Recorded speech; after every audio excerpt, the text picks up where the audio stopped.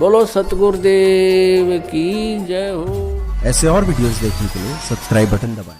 सत साहिब, यदि आपने श्लोक टीवी 24 चैनल को सब्सक्राइब नहीं किया, चैनल को सब्सक्राइब करें और बेल आइकन के बटन को भी दबाएं ताकि हर वीडियो मिले आपको सबसे पहले।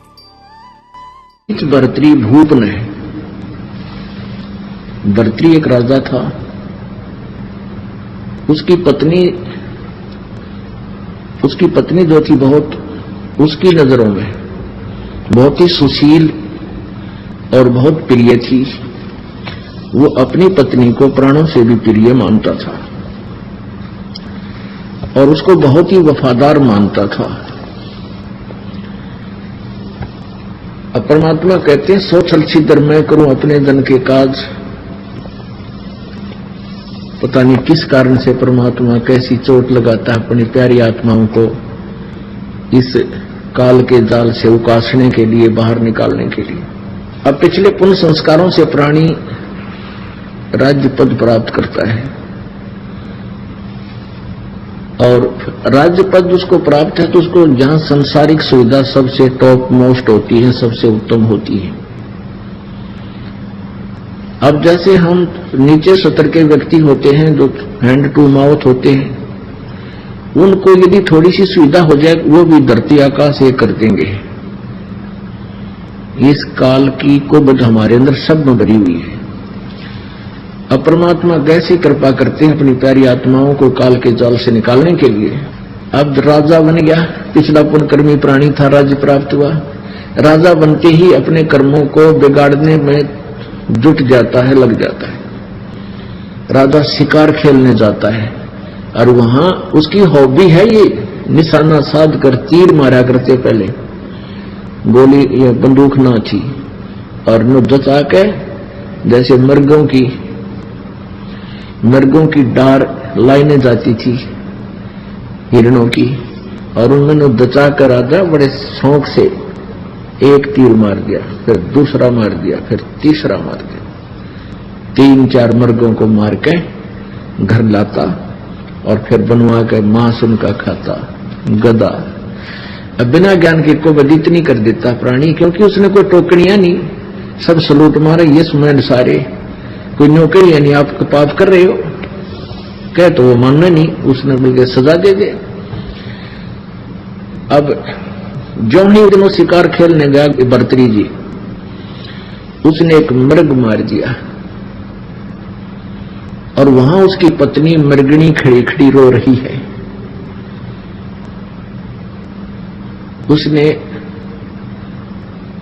और वो कह रही हो कि मुझे भी मार दे पापी, आंखों से मोटी मोटी आंसू बह रही है। उधर से गोरखनाथ जी साधु आ जाते हैं और वो शिक्षा देते हैं कि बच्चा के मिल गया तने ये इनका जोड़ा नाश कर दिया। अब तुझे कोई मार दे, तेरी पत्नी रो रही हो, तुझे कैसा लगे बच्चा। अब राजा में अभिमान गणा उसे, वो शिक्षा सहन नहीं कर सका, कहने लगा घनी बात मत बनाओ बाबा जी, यदि तू ऐसा सिद्ध पुरुष है तो इसने जीवित कर दे, इस मृग ने मन मार रखा है, मैं तेरा चेला बन जाऊंगा। गोरखनाथ जी बोले, अरे चेला ना बनेगा तू। हकना जी पक्की बात होली, वचन का पक्का हूं मैं। गोरखनाथ जी ने अपनी सिद्धि से वो मृग जीवित कर दिया। अब भर्तृ के पाया तले की जमीन खिसक गई। अगवाई तो कमाल का महापुरुष है, घबरा गया, कदे और कुछ ना कर दे तेरे गिल्या। कहने लगा, महाराज जी आपका चेला में बन गया, मैंने दे दो उपदेश। महाराज उपदेश है, घर रहने का कोई ना, घर त्याग कर मेरे साथ रहना पड़ेगा। नो बोला जी ये थोड़े छोटे छोटे बच्चे हैं और कुछ दिन राज और कर लूं, फिर मैं आपका चेला पक्का बन जाऊंगा।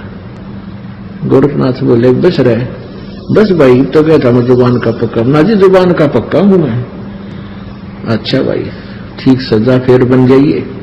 गोरखनाथ ने कहा कि बच्चा, ना तो तेरा परिवार अपना है, ना तेरी पत्नी अपनी है, ना ये राज तेरा है, ना ये मंत्री तेरे हैं, ना सेना तेरी है। जब तेरे खोटे दिन आवेंगे, तेरे मंत्री तेरे शत्रु बन जाएंगे और तेरे ही सैनिक तेरे विरोधी हो जाएंगे और तुझे दो पैरों को जगह नहीं मिलेगी कि तब छुप कर समय व्यतीत करेगा। कोई राजा दूसरा अटैक कर देगा, तू भाग जाएगा, तेरे पल्ले कुछ नहीं रहे कि तो घास तोड़ के खाओगा। और भाई ये परिवार तेरा नहीं है, ये तेरा भूल लायक है। ने बोला ना जी, ऐसे कैसे कह रहे हो, मेरी पत्नी तो मुझे बहुत चाहती है और वो तो मेरे लिए गेल मर जाएगी मेरे। परमात्मा बोल, गोरखनाथ बोले भाई ठीक से बेटा, हमने जो कहना था कह दिया तेरे थे। आप जब इच्छा हो, जब छकले इस राज पे और छकले इस संसार तो जब आजिए मेरे पास, अपना स्थान बता दिया कि मैं वहां रहता हूं। अब परमात्मा कैसे जड़ निकालते हैं। अब वो अपनी पत्नी को वफादार मान्या करता भर्तृहरि जी। अब एक दिन क्या हुआ, गोरखनाथ जी अन्य रूप धारण करके साधु का, वो पहचान नहीं सका उसको, राजा के पास गया कि राजा, ये मेरे पास एक अमर फल है, इस अमर फल के ये गुण हैं कि जो इसको खा लेगा वो सदा युवा बना रहेगा, बहुत लंबी उम्र हो जाएगी उसकी, वो मरेगा नहीं शीघ्र से। और आप बहुत अच्छे नेक राजा हो, न्यायकारी हो, प्रजा के हितैषी हो, इसलिए मैं चाहता हूं कि आप इसको खा लो। अब राजा को वो फल देकर संत चला गया। अब राजा ने सोचा मैं क्या करूंगा, इस फल ने खाकर मैं अपनी पत्नी को खिलाऊंगा, वो बहुत ही अच्छी है और वो अच्छी लंबी उम्र की हो जाएगी। यानी वो अब उसको बहुत ही ज्यादा चाहता था, उसने वो फल अपनी पत्नी को दे दिया, उसके गुणों से परिचित करा दिया। वो कहने लगी रख दे, मैं फिर नहा धोकर खाऊंगी इसको। ठीक है। फिर कुछ दिन के बाद उसने पूछा कि तैने वो फल खा लिया कि खा लिया? बहुत अच्छा किया। अब उसका क्या था, उसकी पत्नी का संबंध अवैध संबंध था उसी के एक नौकर के साथ।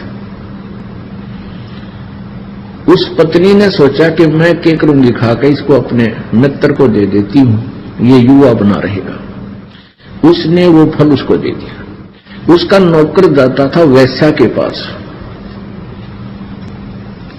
उसने सोचा ये फल मैं उस वैश्या को दे दूं, वो उसको ज्यादा चाहता था, उसने वो फल उस गणका को दे दिया, उस फल के गुणों से परिचित भी करा दिया वैश्या को। तो गणका ने सोचा कि मैं इस फल न खा लूंगी, सारी उम्र कुकर्म करूंगी, राजा बड़ा अच्छा है, नेक है, न्यायकारी है, क्यों ना ये फल उस राजा को दे दूं। ये विचार करके, और उसने ये भी सोचा कि राजा इसके प्रतिफल में मुझे बहुत सा धन दे देगा। वो इस उद्देश्य को लेकर के उसी फल को लेकर भर्तृहरि जी के पास पहुंच गई कि राजन, ये एक ऐसा फल है, इसको जो खा लेगा वो दीर्घायु हो जाता है और सदा युवा बना रहता है। तो उसने पूछा कि आपको ये फल कहां से मिला? राजा ने पूछा कि सच्ची बताना, नहीं तो तेरे टुकड़े टुकड़े कर दूंगा। अब उसका तो गुस्सा हो गया, उसके मन में आया कि वो फल तो नहीं है ये, पर उसका जच्चा ना थी कि वो तेरे वाला फल होगा। वो कहने लगी जी मुझे तो आपके नौकर ने, जो ये घोड़ों का इंतजार था, दरोगा बोलते थे उसको, कि उस दरोगा जी ने दिया है। वो दरोगा जी बुला लिया, कहने लगा भाई वो फल तू कहां से लाया? और राजा ने सतर्क कर दिया, ये सच्ची बता दिया, नहीं तो तेरे टुकड़े टुकड़े कर दूंगा, और सच्ची बता देगा तुझे माफ कर दूंगा। अब वो कहां पे गया, उसने कहा कि आपकी पत्नी ने मुझे दिया था। सारी कहानी बता दी उसने। तो फिर उसकी पत्नी से पूछा, वो तो नाटकी, पहले तो मना किया, फिर घुड़सवार सामने खड़ा कर दिया, फिर नीची गर्दन कर ली उस नालायक ने। अब उसके पैरों तले की धरती निकल गई उस भर्तृहरि की। पुण्यात्माओं, एक चोट सिधारिया जिन मिलन दाचा, उसके वो संत के सारे वचन आज सच्चे सिद्ध होते नजर आए। रत राग बोलियो। जिसको मैं एक सबसे प्रिय और वफादार मानता था, आज ये कितनी दुष्ट निकली। उसी दिन से राज त्याग दिया और गोरखनाथ जी के चरणों में जाकर गिर गया और रोआ ढूंढी तरिया बुरी तरह टक्कर मार मार चरणों में रोए कि गुरुजी आप सच्ची कहा करते, मेरा दच्ची कोई ना थी। यह बात है। गोरखनाथ जी कहते तू जिसको अपना मान रहा है वो तेरा नहीं है। यहां कोई भी किसी के सामने सच्चा नहीं बोल रह सकता, कोई सच्ची बोलता है नहीं, ना बाप बेटे से बोल सकता। कुछ ऐसी परिस्थितियां आ जाती है, उसने कुछ बातों को छुपा कर ही रखना पड़ता है। और भाई ये झूठा लोग से तू जिसको अपना मानता वो तेरा कभी नहीं हो सकता। तेरा तो भगवान है और उसको तू भूल रहा। तो भर्तृहरि जी का उस दिन ये सारी बातें सच्ची जचें थी जो जो संत कहे था। अब गोरखनाथ जी बोले भाई देख ले बेटा, यो जीव जब माने है जब इसका प्रैक्टिकल हो ले, वैसे कितनी बात बना लो कति नहीं जसती, कोई ना कोई अटकल लाए रखा है ना, वो तो मेरा खास है। चलो वो खास भी है मान ले, बड़ी बात ये नहीं होता कि सभी पत्नियां नालायक होती हैं या सभी पति बुरे होते हैं। मान लीजिए आप जी की पत्नी भी बहुत वफादार भी है, बहुत शील स्वभाव की भी है, पर वह तेरी नो को ना कल तेरी मृत्यु हो जाए, वह गेल का नाम रहे और गेल मर जाएगी जब कौन से आगे इकट्ठे जाए, कोई गद्दी बनेगी कोई गद्दा बनेगा, तो बताओ वो तेरे हुए क्यों करे। तो इस तरह की बातों को समझा बुझाकर इस काल जाल में फंसी बूढ़ी आत्मा को प्रेरित किया जाता है कि जो तेरा ठिकाना है उसकी तरफ अग्रसर हो। अब फिर इसी तरह गोपीचंद नाम का राजा था। ये दोनों आपस में इनका नाता भी बताते हैं, गोपीचंद और भर्तृहरि। ये इसने भी ऐसे ही अपनी मां के कहने से राज त्याग दिया था और गोरखनाथ जी के दोनों शिष्य बन गए थे। अब पुण्यात्माओं कहते हैं जो गुरु वचन पर डट गए कट गए फंद 84 के। भाई जो गुरु वचन पर डट गए कट गए फंद 84 के, पर वो किस सत्र का गुरु है और क्या उसके पास वस्तु है, उसी सत्र का लाभ भी गुरु वचन पर डटने से ही, रुकने से ही, स्थिर रहने से, उसका ओबीडेंट रहने से ही मिलेगा। अब गोरखनाथ जी ने उनको कहा दोनों को, वो दोनों गोरखनाथ जी के शिष्य बन गए। गोरखनाथ जी ने कहा कि तुम दोनों जाओ अलवर, राजस्थान में अलवर शहर है, वहां का एक राजा था, वो एक दुर्ग बनवाया था, एक फोर्ट किला, वो किला बनवाया था, छिनवा रहा था। गोरखनाथ ने आदेश दे दिया कि अलवर के राजा के किले में जाकर तुम मजदूरी करो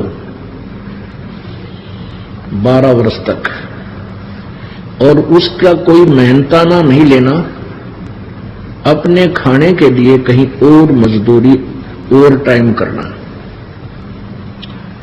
उन्होंने कहा जो आज्ञा गुरुदेव। अब जिन्होंने परमात्मा पाना है, जिनको परमात्मा चाहिए, फिर बकवाद की तरह गुरु जी ने तो कह दिया फाइनल है, चाहे शीश देने की कहे चाहे कुएं पढ़ने की कहे, चल पढ़ना चाहिए। तो गुरु जी है तो या तो गुरु जी मानो मत, उसने निकम्मा है तो फिर उसको गुरु जी का फिर नाता के अपना छोड़ एक तरफ जा बैठे। और जो संत होते हैं वो हित में ही कहते हैं, उसका वर्तमान में भले ही कोई रिजल्ट निकलता ना दिखे पर परिणाम बहुत अच्छा होता है लास्ट में। अब वो आदेश पाते ही गुरुदेव का चरणों में मस्तक रखकर और चल पड़े, जो आ गया गुरुदेव। ठाक अपना बैग पहुंच गए अलवर के किले में जहां मजदूरी गिरा करते थे। जो समय मजदूरों का होता था उतना समय तो वहां करते, फिर उसके बाद अपनी रोजी रोटी के लिए कहीं तलाश करने लगे ओवर टाइम जॉब। 2 दिन हो गए कुछ नहीं मिल रहा, भूखे सो जाते, सुबह उठते फिर मजदूरी करने चले जाते। एक दिन वो दोनों बैठे आपस में बातें कर रहे थे कि भाई जो गुरु जी का आदेश है तो शर जा सके है, जब घर छोड़ दिया, राज त्याग दिया, परमात्मा पाना है और गुरु के आदेश में वचन में रहना है और ऐसे ही मिलेगा तो ये बेसिक शरीर दवाई, ये उल्टे कदम नहीं हटा सकते। अब मरा चे जीवा 2 दिन हो गए, भूख जोर की लाग रही है। राजा थे, राजा को तो 2 घंटे भूख ना उठे, परंतु शीश दे दिया। फिर वो अग्रम मगरम नहीं रहती। दोनों जने बैठे बैठे जमीन पर बैठे बातें कर रहे थे, भाई एक तो मौत आवेगी, 1-2 दिन में मौत हो जाएगी, जो आहार रोटी ना मिल रही थे। सुबह सुबह का समय था, वक्त से बैठे बतलावे थे, और नीचे कुम्हार मिट्टी खोदा था। नीचे वो बना देता गुफा सी बढ़िया मिट्टी निकालने के लिए, और वो ऊपर बात करें थे, उसी का ऊपर बैठे गुफा के। कुम्हार ने सोचा ये तो भाई कोई अच्छी आत्मा है और साधु बन गए और न रोटी ना मिल ली। तो वो आया ऊपर, कहने लगा भक्तों तुम तो भगत दिखाई देते हो। अकना जी हम तो मजदूर हैं। अच्छा, आप लगता है आपने 2 दिन हो गए आहार नहीं किया। अखा जी 2 दिन हो गए आहार का कोई दाव लग, कहीं बैठा नहीं, सूत बात बनी नहीं। तो कुमार बोला कि भाई हमने रोटी ला रखी मेरी, तुम रोटी खा लो। ने बोला नू ना खावा, पिताजी हम पहले मजदूरी करेंगे, आप हमें मजदूरी दे दो, कोई काम बता दे तो मजदूरी करके फिर रोटी खावांगे, वैसे रोटी हम खावा। उन्होंने बहुत आग्रह किया, भाई मेरी 8 रोटी 10 रोटी आती है, यहाँ के अपने काम करता हूँ जहां पर, और बेटा आधी आधी खा लेंगे, तुम खा लो ना, ऐसे नहीं खाऊंगा, हमें मजदूरी बता। तो ने बोला भाई तुम क्या मजदूरी बताऊं, नो करो तुम मेरी गार पानी घेर कर गारा बना दिया करो और मैं ये मटके बना दिया करूंगा, तुम रोटी खा लो। अब ठीक है, ऐसे करने लगे। अब उधर से वो कहने लगा अपनी पत्नी से कि 2 सेवक और हैं, 2 की रोटी कुछ ज्यादा भेज दिया कर।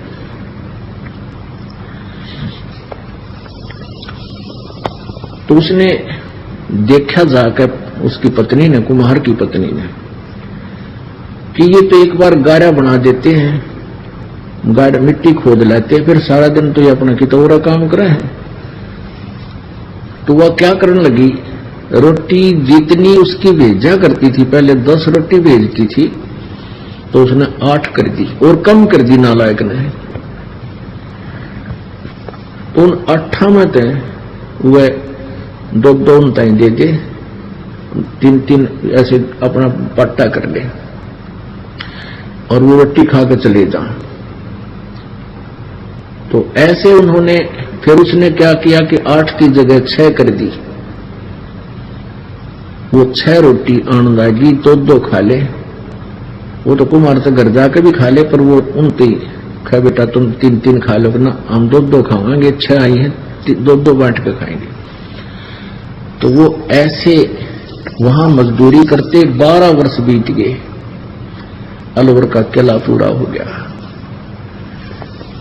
अब वो जो उन्होंने वो मटके जो थे कुमार ने आवे में दे रखे थे पकने के लिए, उसमें आग दिवा दी उन्होंने, सारी मजदूरी करवाई, फिर रखवाए, यानी उसमें आवे में 4 रखवा दिए, आग लगा दी।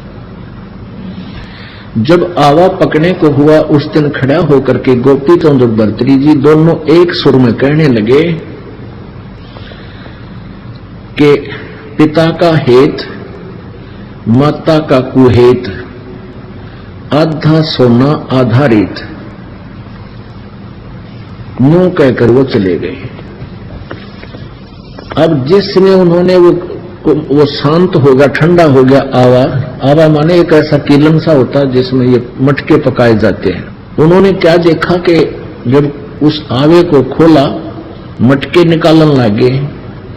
आधे मटके तो सोने के, आधा हिस्सा मटके का सोने का, आधा कति कच्चा रेत, कितने जो गनीनों का अलग पाया। अब वो आधा सोना आधा रेत जब कुम्हार और कुम्हारी ने वो देखा, वह कुम्हारी टक्कर मार मार रोने लगी। न बोलिए तो कोई महान आत्मा थे और मैंने इनके साथ बहुत जलालत की, मेरा केरा होगा। ये तो इतना धन देंगे, इतना सोना इसने कहाँ रखेंगे, छुपाते फिर राख डालने इसके। कहने का भाव ये है पुण्यात्माओं अब गोपी चंद और भर्तृहरि जी को जैसा भी गोरखनाथ जी ने ज्ञान भक्ति मार्ग दिया था, उन्होंने सिर जड़की बाजी लाके किया। और ये एक नियम है, आप जिस भी संत का उपदेशी बन जाते हो, जैसा उसने मार्गदर्शन किया है उसको तन मन धन से करोगे, उस सत्र का लाभ भी उसी समय मिलेगा। उसकी प्रत्येक क्रिया प्रत्येक आज्ञा का पालन करोगे। अब उस क्रिया से गोपी चंद और भर्तृहरि को जो साधनाएं उसने बताई गोरखनाथ जी ने उन्होंने की, उससे कितना लाभ होगा कि वो अब प्रथम मुक्ति प्राप्त है और वो ऊपर स्वर्ग के अंदर विद्यमान है। जब उनका स्वर्ग का समय वहां पूरा हो जाएगा, फिर वो पृथ्वी पर आकर एक बार फिर राजा भी बनेंगे दोनों। उसके बाद 184 योनियों में वो चले जाएंगे। अपुण्यात्माओं, सतगुरु के अभाव से श्रद्धालु श्रद्धा भी बहुत रखते हैं, समर्पण भी करते हैं। रावण ने शीश भी काट कर चढ़ा दिए अपने गुरुदेव के आज्ञा से, शिव जी को प्रसन्न करने के लिए, जैसा उसको ज्ञान मिला था। और फिर क्या मिला लास्ट में? एक बार तो यहां संसारिक सुख नजर आए, फिर दुर्गति हुई और सारी उम्र के लिए नरक में ठोक दिया गया।